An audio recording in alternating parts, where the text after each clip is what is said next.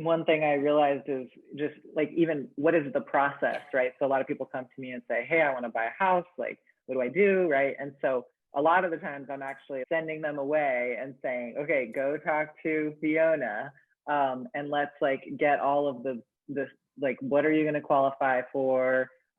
What's your monthly payment going to be? Like, get all of your personal situation worked out. And then you're going to get either a pre-qualification or a pre-approval letter.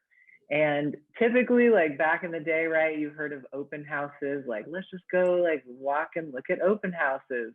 Well, we can't do that anymore because we're in a global pandemic. And so now everything is appointment based. And you basically can't get an appointment to go see a house unless you have a pre-approval letter. So it's kind of limited to just people who are serious about buying.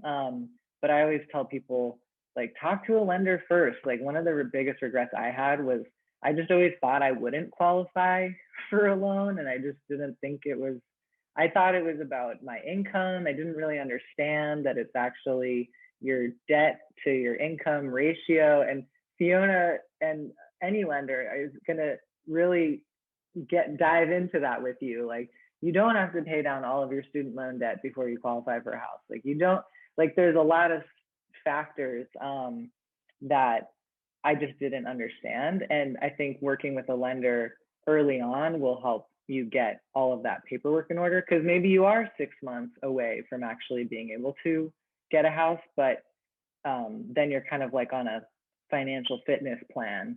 And then with that, we can start looking. So basically, once you have a pre-approval letter, then we set you up, you know, I find out a little bit, okay, what are you looking for? Like, what's the dream, right? How many bedrooms, where, location, right? And then we can start actually searching for houses that are on the market. Real talk, right now in the market, it's March 2021. There's fewer houses on the market. So inventory is pretty low, which means that there's a lot more competition, especially at the entry level house prices. So it's not going to be easy, but that's why I think it's good to kind of get started and just like accept that it's going to be a process and it's going to take some commitment.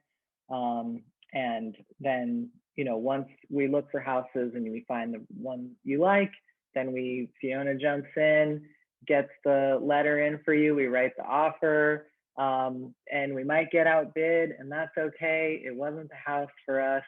And, I believe that when it's right, it's right. And so even if it takes a few tries. And so that's kind of where we're at in the process now. And then, we would all work together to get all the paperwork and then close on the house.